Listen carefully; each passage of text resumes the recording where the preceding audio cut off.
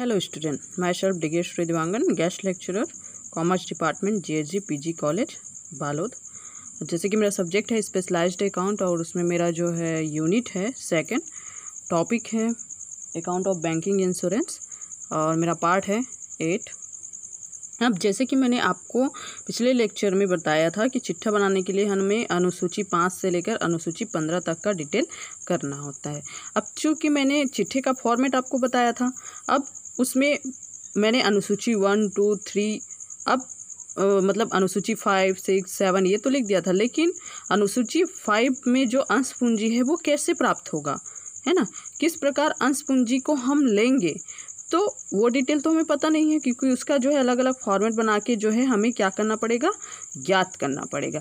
तो जैसे कि ये है अनुसूची 5 में अंश पूंजी, सबसे पहले तो अधिकृत पूंजी है ना, अधिकृत पूंजी वो भी समता अंश प्रति रुपीस, ठीक है।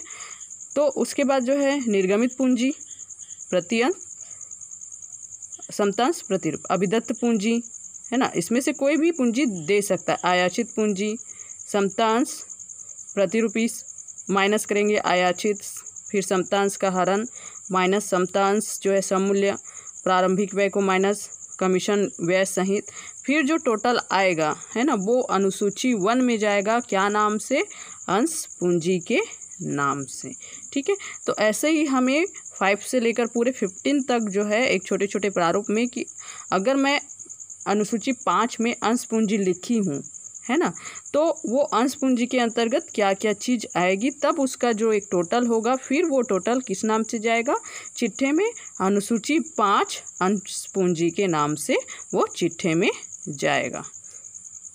अब चलिए अब ज्ञात करते हैं अनुसूची 6। अब अनुसूची 6 में हमें संचयम आधिक्य, अब संचयम आधिक्य बनाने के लिए जो है हमें क्या क्या चाहिए, तो हमें चाहिए पूंजी संचय, फिर शोधन संचय पूंजी, ठीक है, फिर अंश प्रीमियम, फिर सामान्य संचय, सामान्य संचय में लाभ हानि का डेबिट से आप माइनस कर देना, फिर बाहर निकालना, फिर अन्य संचय, फिर लाभ हानि खाते का शेष। इन सब का जोड़ जो है टोटल जो है किस में जाएगा, संचयम आधिक्य में, वो भी चिट्ठे के किस में, अनुसूची 6 में, ठीक है। अब अनुसूची 7, अब हमारे अनुसूची 7 में आता है उधार। उधार के अंतर्गत जो है हमारा जो है टोटल आएगा, कब, उधार अनुसूची, हम चिट्ठे में अनुसूची 7 में उधार को कौन कौन से अमाउंट को जोड़कर दिखाएंगे। सबसे पहले उसके अंदर आएगा ऋण पत्र या बॉन्ड, बैंक, वित्तीय संस्था और अन्य, इन सब का अमाउंट को जो है टोटल कर देंगे, फिर वो क्या कहलाएगा, वो सारा टोटल कहलाएगा उधार। फिर हम उसको चिट्ठे के अनुसूची 7 में उधार नाम से उसको क्या करेंगे, लिखेंगे। तो ये सारे मदे उधार के अंतर्गत आएगी।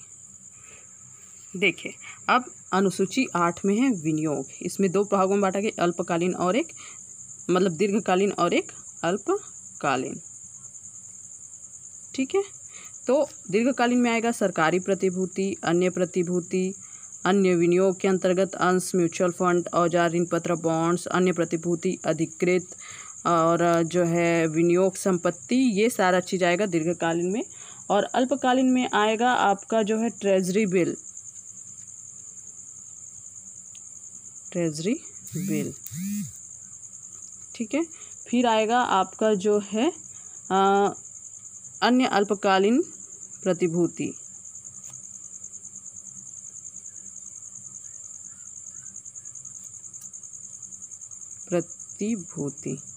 फिर उसके बाद आएगा जो है अन्य इन्वेस्टमेंट जो कि अल्पकालीन होगा ना, अन्य विनियोग जो कि अल्पकालीन होगा, जैसे इसमें अंश है अल्पकालीन, ठीक है, जिसमें समतांश और पूर्वाधिकार अंश है। फिर उसके बाद है आपका म्यूचुअल फंड,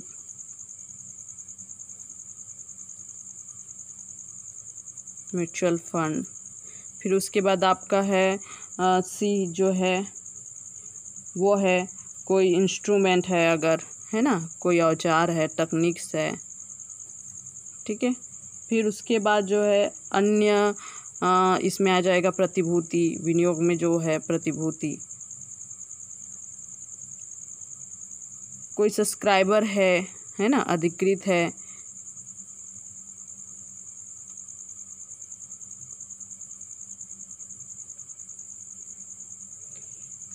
ठीक है। तो इन सब का जो टोटल है ना, ये है इन सब का जो है टोटल हमारा क्या कहलाएगा, अनुसूची 8 के अंतर्गत क्या कहलाएगा, विनियोग। ये कहाँ जाएगा, चिट्ठे के अनुसूची 8 में। अब अनुसूची 9 में हम लेते हैं ऋण। ठीक है, तो देखिए ऋण में क्या क्या आता है।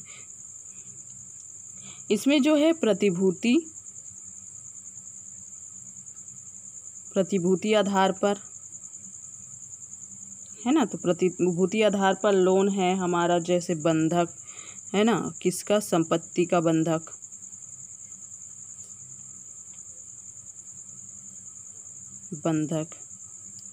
अब ये भारत में भी हो सकता है और भारत के बाहर भी हो सकता है। ठीक है, फिर उसके बाद इसमें आएगा बी में है, इसमें अंश आ जाएगा, बॉन्ड्स आ जाएगा,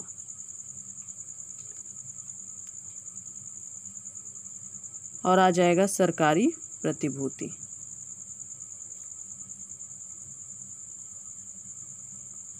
सरकारी प्रतिभूति।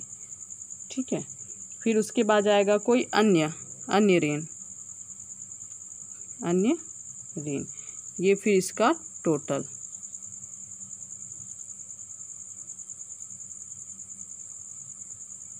ये हो जाएगा टोटल, ये प्रतिभूति के आधार पर है।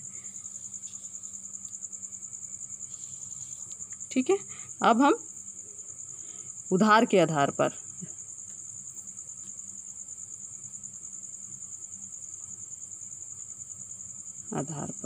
तो उधार के आधार पर है, जैसे सेंट्रल स्टेट गवर्नमेंट है ना, सरकार या राज्य सरकार है ना, जिसमें केंद्र या राज्य। ठीक है, फिर उसके बाद कोई वित्तीय संस्था या बैंक,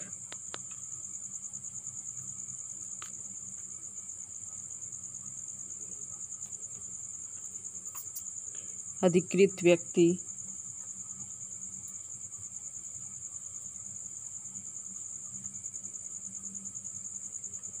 कोई इंडस्ट्रियल है, उद्योगपति है, उन्होंने ऋण लिया हो,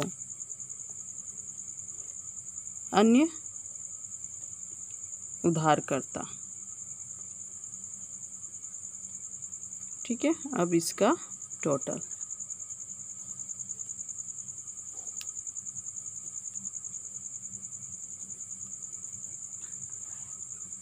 ठीक है। अब उसके बाद है परफॉर्मेंस है ना, निष्पादन के आधार पर,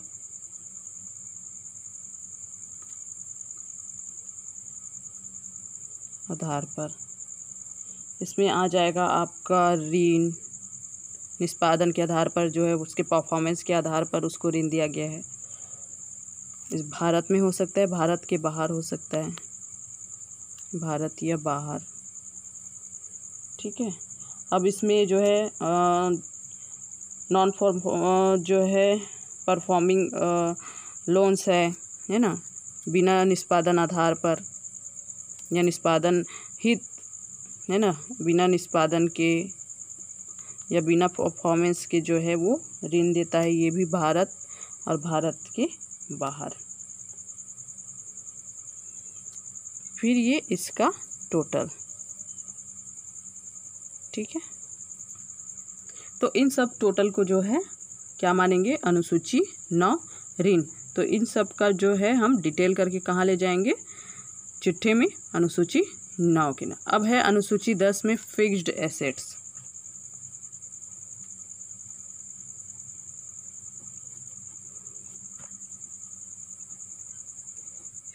फिक्स्ड एसेट्स, स्थायी संपत्तियाँ।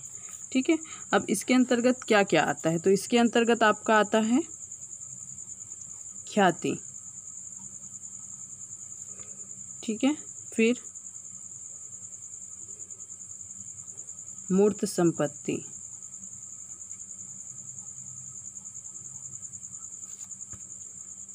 भूमि,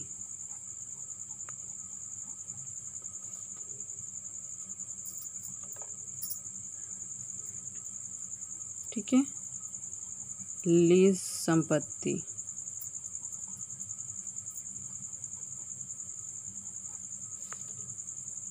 भवन, फर्नीचर,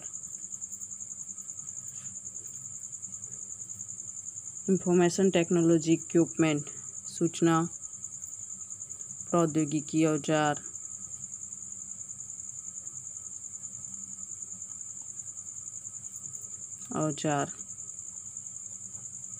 ठीक है। और कोई ऑफिस इक्विपमेंट है,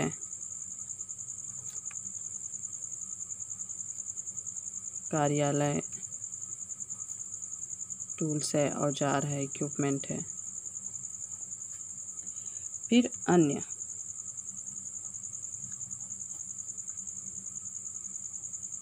ठीक है। अब इसमें टोटल,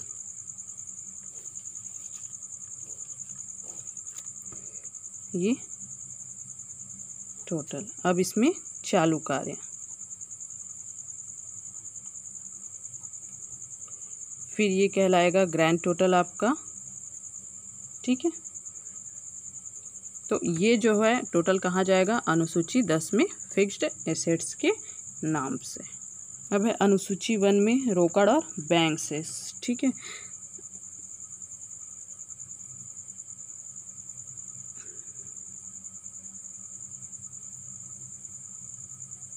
तो अनुसूची 11 में है रोकड़ और बैंक शेष। अब इसमें क्या आएगा, सबसे पहले तो रोकड़, ठीक है। तो ये रोकड़ जो है वो चेक हो सकता है, ड्राफ्ट हो सकता है, स्टाम्प हो सकता है। फिर बैंक शेष है ना, तो ये जमा खाता, इसमें शॉर्ट टर्म हो सकता है 12 मंथ से कम या अन्य। फिर हो सकता है चालू खाता, है ना, जमा खाता, बैंक से इसमें होता है जमा खाता, ये 12 माह से कम हो सकता है या अन्य हो सकता है। फिर दूसरा होता है आपका चालू खाता, ये भी जो है 12 मंथ से कम हो सकता है, शॉर्ट टर्म के लिए हो सकता है, अन्य। फिर मनी कॉल याचना, ठीक है, अल्पकालीन याचना, बैंक से या कोई वित्तीय संस्थान से या अन्य। तो इन सब का जो है टोटल कहाँ जाता है, अनुसूची 11 में, जो कि रोकड़ और बैंक के नाम से जाता है। अब अनुसूची 12,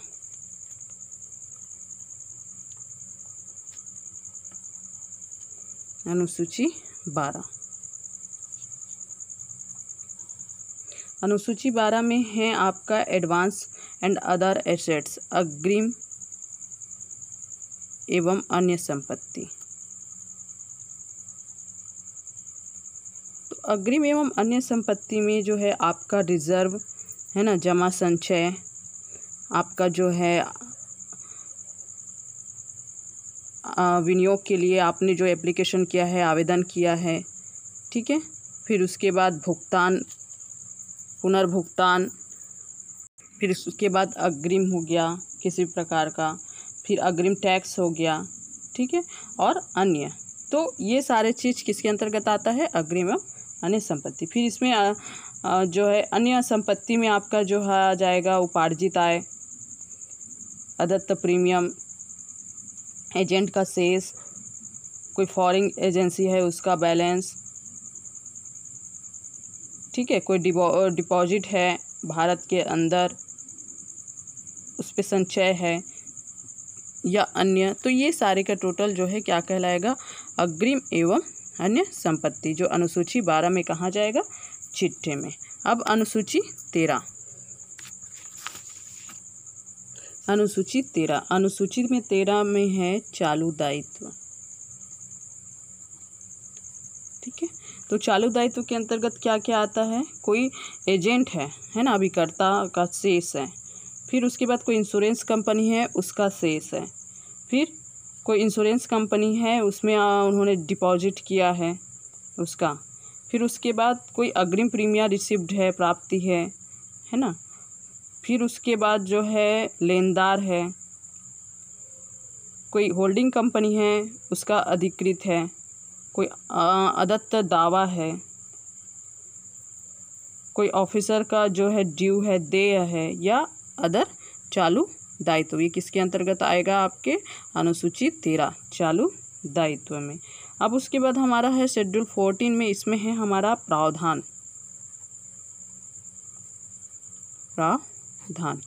तो प्रावधान के अंतर्गत क्या क्या है देखिए, रिजर्व फॉर यूनिरिस्क है ना, असमाप्त जोखिम के लिए संचय। फिर उसके बाद टैक्सेशन, टैक्स के लिए, कर के लिए प्रावधान। फिर कोई प्रपोज डिविडेंड है, प्रस्तावित लाभांश है, वो आ जाएगा इसमें। फिर उसके बाद कोई लाभांश वितरण है, वो भी कर के लिए, कोई लाभांश दे रहा है, ठीक है, तो वो आ जाएगा। फिर अन्य प्रावधान, तो ये सब का टोटल जो है कहाँ चला जाएगा? सामान्य चिट्ठे के, मतलब चिट्ठे के अनुसूची 14 में जो प्रावधान है उसके अंतर्गत ये सारी चीज़ें आ जाएगी, जुड़ जाएगी, फिर उसका टोटल जाएगा चिट्ठे में। अब हमारा नेक्स्ट है शेड्यूल 15 में है विविध व्यय।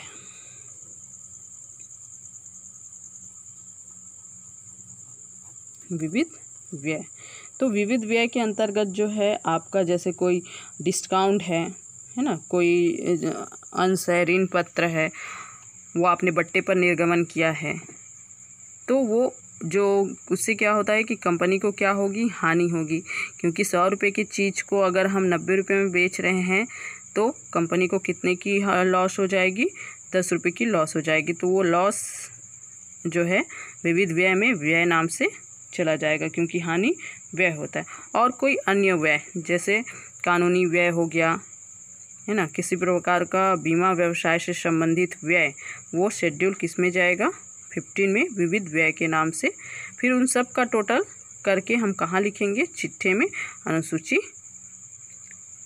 जो है 15 में विविध व्यय के नाम से। तो इस तरीके से जो है चिट्ठे में 15 अनुसूची लेंगे और सब का जो है अकॉर्डिंग टू क्वेश्चन सारा अलग अलग फॉर्मेट बना के हमें सॉल्व करना पड़ेगा।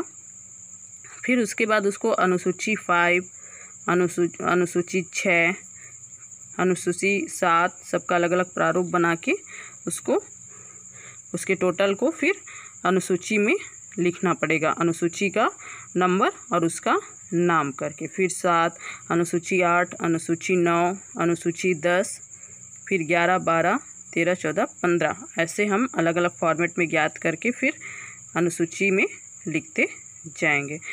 तो ये हो गया हमारा चिट्ठा। अगले लेक्चर में फिर हम जो है एक एग्जाम्पल के तहत जो है चिट्ठा बनाएंगे, उससे पूरा समझ में आ जाएगा कि अनुसूची में क्या क्या आपको प्रारूप बना के समझाना है। Thank you.